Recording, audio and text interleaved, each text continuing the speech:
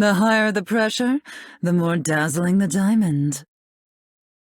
Hello, Rivals fans, and welcome back to the Rivals Report, the show that gets you up to speed on Rivals esports news in a nice, bite-sized package. My name is Diatonic, and this is the Rivals Report number 39 for the week of March 9th, 2026, powered by Gamer Advantage. On this week's report, Rivals fans gathered in Hollywood for a night featuring voice actors, developers, and a sneak peek at the upcoming year of Marvel Rivals. We've got an inside look at the Rivals Assembled event. In community tournament news, the Showpool Creator Tournament was held over the weekend with 8 teams representing various charities. We've got highlights and a look at who took home the win. Partners Assembled is back this week, covering 2 more orgs selected as partner teams for the upcoming Ignite season. And the Scouting Spotlight returns as well, this time looking to cover some of the hidden gems among the pro player lineup. Rivals fans recently descended upon the El Capitan Theater in Hollywood for Marvel Rivals Assembled, a first-of-its-kind live event. Fans got their chance to hear from some of those behind the game, including both devs and voice actors. There was a collection of Marvel merchandise to browse, including a couple of new pieces of Rivals merch. Of course, there were also some announcements about upcoming content in the game. And all hosted by Ignitecaster Cozy, it was certainly an entertaining night for those in attendance. Creative director and face of the game Guang Guang was present to meet with fans and to help announce the road ahead for Marvel Rivals throughout 2026. And with Avengers Doomsday right around the corner in the MCU, it's no big surprise that Rivals is hopping aboard the Avengers hype train. Guang Guang rolled out the path to Doomsday, a sort of roadmap for the year ahead in terms of content. Every other month, Rivals will celebrate each of the Avengers movies in order, starting with the original in April and ending with Doomsday upon its December release. Each stop along the path to Doomsday brings new game modes and events in honor of each movie. So not only do we get to see an idea of what's to come for the year, but we got a peek behind the curtain of the April event as well. The tie-in for April will be a special asymmetrical PvP mode being added to the game, where one player will play as Loki and will go up against a team of 6 other players. They're changing up Loki's kit and stats for the event, helping to recreate the final showdown between the Avengers and Loki from the first movie. Another major fixture of the event was the voice actor panel, where the voices behind the heroes addressed the fans and talked about working on the game. They took questions from the fans in attendance, and of course there were many iconic lines and alt callouts performed as well.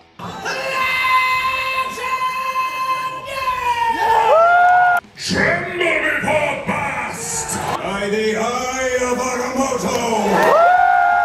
There's plenty of merch shown off at the event as well, with new lines of minifigurines and Jeff plushies previewed. Fans got to take home some swag of their own, including some of the aforementioned trinkets, as well as comics and more. Not to mention a cosplay contest, as well as a live musical performance of some of the music from Rivals. It was a truly star-studded evening in one of the most star-studded cities on the planet, and an amazing opportunity for the team behind the game to connect with the community.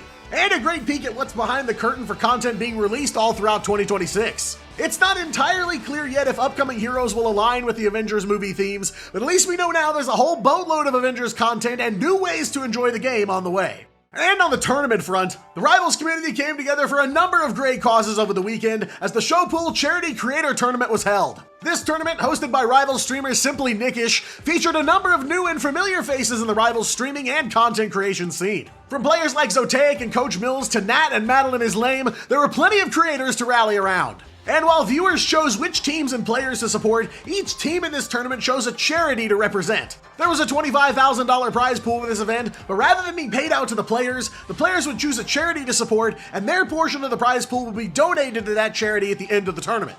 There were a number of causes in the mix, including Doctors Without Borders, the Trevor Project, the ASPCA, St. Jude's, Autism Speaks, and more. The tournament was split across both Saturday and Sunday, with Saturday serving as the round-robin stage of the tournament. The 8 teams were split into groups A and B, and each team played 3 preliminary best-of-1 matches. Each win during this first stage would bring in money for the winning team's charity, and the top 2 teams from each group would move on to play for the big money on Championship Sunday. And to really spice things up during this event, minigames were held every few matches to provide even more opportunities for teams to increase their charity winnings. There were some classic-style minigames like Hide and Seek, Protect the President, and The Floor is Lava, with some other interesting and more complex ones like the 4x4 Relay. These were definitely chaotic, but certainly creative, putting a spin on things and breaking up the tournament with some entertaining intermissions. Like many other creator tournaments, a major goal of this event was to be entertaining and get some content, but there were some seriously competitive matches throughout the event. Many of the less experienced players and teams were certainly able to hold their own, which made for a way more entertaining event. That action was brought to you by an absolutely stacked caster lineup, including Nick himself, along with Zav, Soren, myself, and fellow Ignite caster Got Moxie.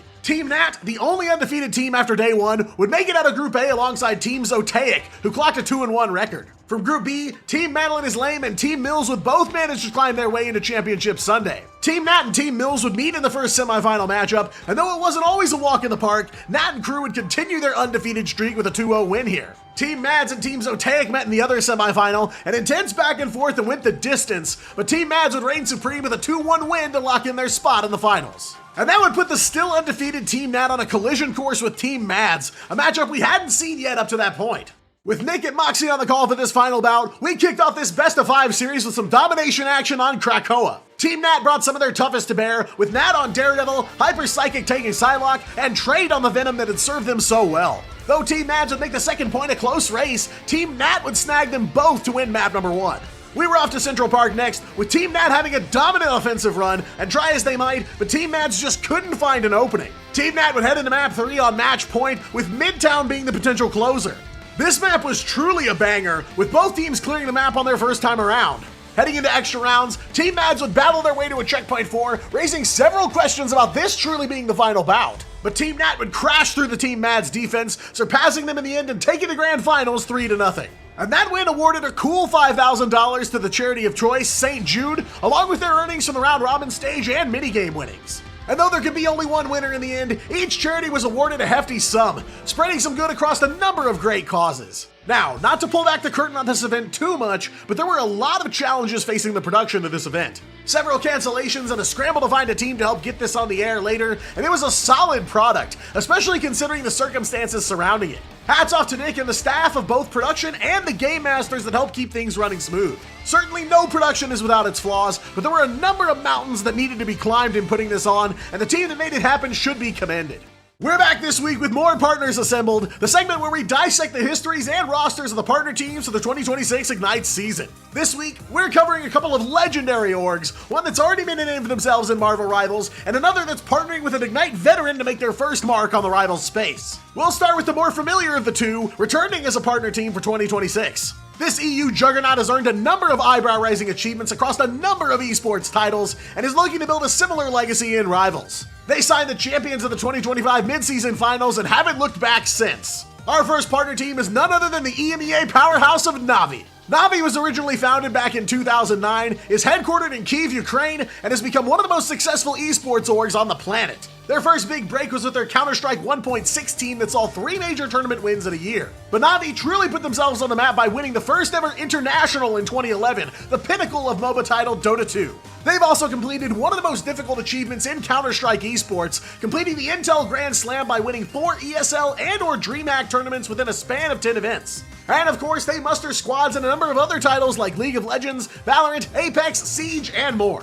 Navi's history in Marvel Rivals begins in September 2025, when it was announced that they'd be signing the roster known as Team 1, formerly Rad Esports, the team that won the mid-season finals in Guangzhou. This was huge news, marking them as one of the biggest orgs to join thus far in Marvel Rivals, and with such an iconic early roster. Navi's debut would be during Stage 2 of Ignite, where they'd remain one of the top dogs in the region, finishing 3rd overall and snagging an invite to the Grand Finals LAN. They'd go nearly all the way at DreamHack Atlanta, cruising into the finals against their rivals in Virtus Pro, but would ultimately fall just short in a 1-4 loss. They'd also pick up a huge win in the Season 5 MRC, and would most recently be spotted in the Mega Monthly. If you've seen Navi play before, then you may notice a couple of changes to their roster since the end of Ignite. 2 players have departed the team, with Crisis joining the new Lunex Gaming roster, and Naga signing with another partner team, Team Heretics. Terra joined the Navi ranks right at the end of 2025, leaving behind 100 Thieves to become the first new Navi signing since they began back in September. While still looking to find their footing with a new member, Navi is one of the teams to watch out for, and one you can almost guarantee will make their presence felt on LAN this year.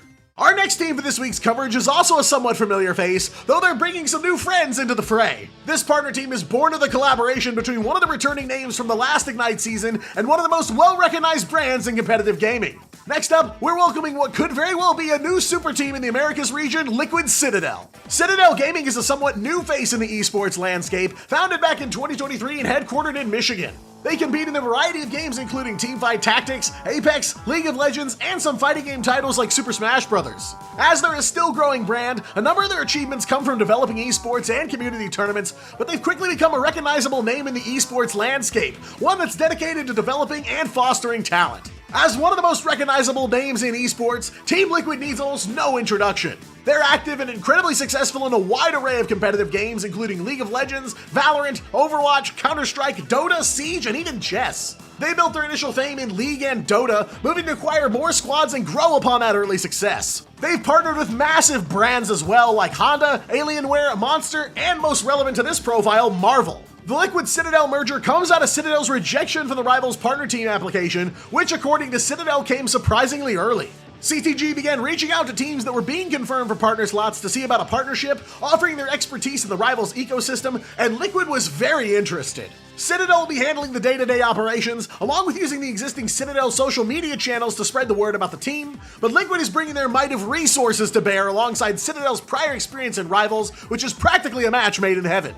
And the roster is a super combination of players from successful rosters like FlyQuest, Envy, and the previous Citadel EU team as well. Polly returns from last year's roster, joined by former FlyQuest Vanguard Spark Chief. Energy from FlyQuest and Speedery from Envy will make up the Duelist line, and Cooper, originally of FlyQuest, and Nero from Envy round out the roster as the strategists. Pokey is also returning from the previous Citadel roster as a substitute player, with legit RC and Gator stepping in as the coaching staff. All in all, a deadly lineup with an understandable level of hype behind them.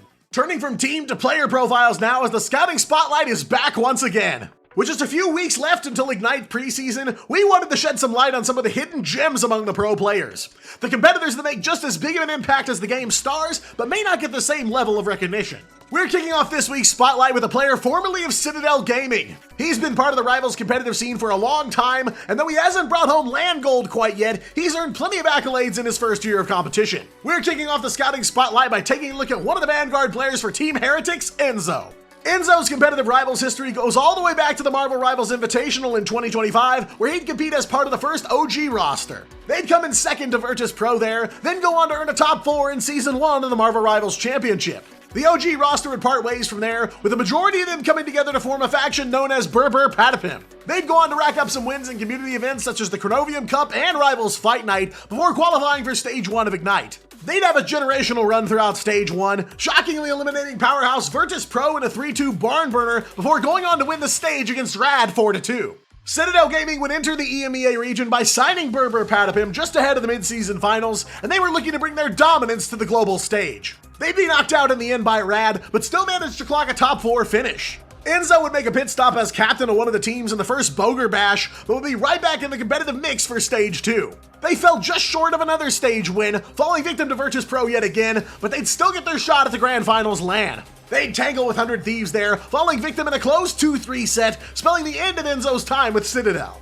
But of course, he was recently announced to be part of the Team Heretics roster as the Spanish org joins the Ignite fray as a partner team for 2026. Enzo is a tank player, opting for some heavy dive tank picks like Hulk, Venom, and others such as Emma and Strange. He's a master of placing himself right in the middle of the mix, disrupting enemy formations, splitting teams up, and creating easy targets for the rest of his team. He keeps the tempo fast-paced, rather than sitting on his laurels and just soaking damage. In a lot of situations, he's the spearhead of the fight, a fearless vanguard that turns every engagement into an opportunity. Next up, we're headed for the Americas region and turning our attention to a duelist player. His debut was actually on console Marvel Rivals, though he'd make the jump to PC shortly after. He made his mark in 2025 as an influential part of the FlyQuest roster, but shifting gears and headed for the Citadel in 2026. For our next profile, we're looking at one of Liquid Citadel's duelist players, Energy. Energy's first steps into Rivals came during the Season 0 MRC, but on the console side of things to start off. After winning that tournament, he'd make the jump to PC, playing alongside the first roster for Shikigami and alongside many future long-term teammates. But that Shikigami run was short-lived, with the core of that team departing for FlyQuest just a month later. FlyQuest would go on to be a major player in the Americas region, with high expectations as the Ignite season kicked off, but they'd be knocked out surprisingly early from Stage 1, missing the mid-season finals. Energy and company would battle back with a vengeance, and after taking home the gold in the Rebirth Circuit and Vanguardian League, they'd enter Ignite Stage 2, hell-bent on getting to LAN. And that they would, finishing in the top 3 and punching their ticket to DreamHack Atlanta. They'd go on a legendary run at the Grand Finals, harnessing the energy of a very supportive hometown crowd, but would fall in a heartbreaker against Na'Vi 1-3. That would mark Energy's last appearance with FlyQuest, but he'd go on to a second place finish in the Season 5 MRC alongside Mutants, a top 6 in the J3 Community Clash, and a big win in the Mega Monthly as a member of Racecar. Now, with the 2026 season right around the corner, he's signed with Liquid Citadel as his next step. Energy is an incredibly flexible duelist player, more than capable of picking up heroes like Hela, Phoenix, Bucky, Psylocke, and more. He's a carry in every sense of the word, leaning on his impressive mechanical skill to deliver major damage output and a mountain of KOs. He plays aggressively too, often bursting down his opponents before even realizing he's there. He certainly lives up to his namesake, a relentless duelist whose explosive damage and ruthless aggression can turn a fight in an instant. We're sticking to America's duelists for this final profile of the week, and one with a bit of prior Overwatch experience under their belt. He's part of one of the early breakout powerhouses in the NA region, and are returning to that very same org, now a partner team here in 2026. For this last profile, we're covering the duelist player for 100 Thieves, Delena. Delena would gain some early hero shooter experience in Overwatch, participating in community tournaments alongside future Thieves teammates like Vinny, Tara, and Harvey. But he truly started to put his name on the map early in Rivals, winning one of the very first tournaments as part of the faction known as Mutants. Mutants would become a known quantity in the early days, winning the Season 0 MRC before joining up with 100 Thieves ahead of the 2025 Invitational, which they'd also win. This put 100 Thieves as one of the frontrunners in the Americas, as they'd also clock a runner-up in Season 1 of the Marvel Rivals Championship too. That would all culminate in a run at Stage 1 of Ignite, where they'd meet their rivals in Sentinels in the final match and fall in a close 3-4 series. But that performance was more than enough to make it to mid-season finals, where they'd finish in an impressive third place as well. Things were looking up for the Thieves in the second half of the season, as they'd go on to score a big win in Stage 2, setting themselves up for success in the Grand Finals LAN. It would be a bit of a bumpy ride, and after a top 4 finish, 100 Thieves would surprisingly announce that they'd be pausing in Rivals. He's laser focused on enemy strategists, and will help by flanking inward when the battles get chaotic. Delena is a duelist that sticks to the flank angles, favoring characters like Hela, Psylocke, and Star-Lord. He stays aggressive and pushes off angles to help create crossfire in team fights. He's capable of some big pop-off plays and can be tough to stop once he gets the ball rolling. He thrives in chaos, slipping through the cracks in the battlefield and turning a simple opening into a game-winning avalanche. And that wraps up our team and player profiles for this week. We're keeping these profile segments rolling all the way up to the start of the Ignite preseason, where we'll then transition into in-depth coverage on the matches across all regions. Be sure to subscribe so you don't miss that coverage, and also check out the Shorts tab on my channel, as well as my TikTok for more player profiles. Well, that's all for this week's Rivals Report. Be sure to subscribe to stay up to date on the latest in Marvel Rivals Esports. And be sure to follow me on other platforms including Twitch, X, and TikTok. And if your eyewear needs an upgrade, go with Gamer Advantage. Gamer Advantage provides high-quality, stylish frames equipped with blue light protective lenses to give your eyes a rest during those ranked grinds. Check them out at the link in the description and use the code Diatonic to support the channel and get yourself a discount. I've been Diatonic, you've been amazing, and I'll see you in-game.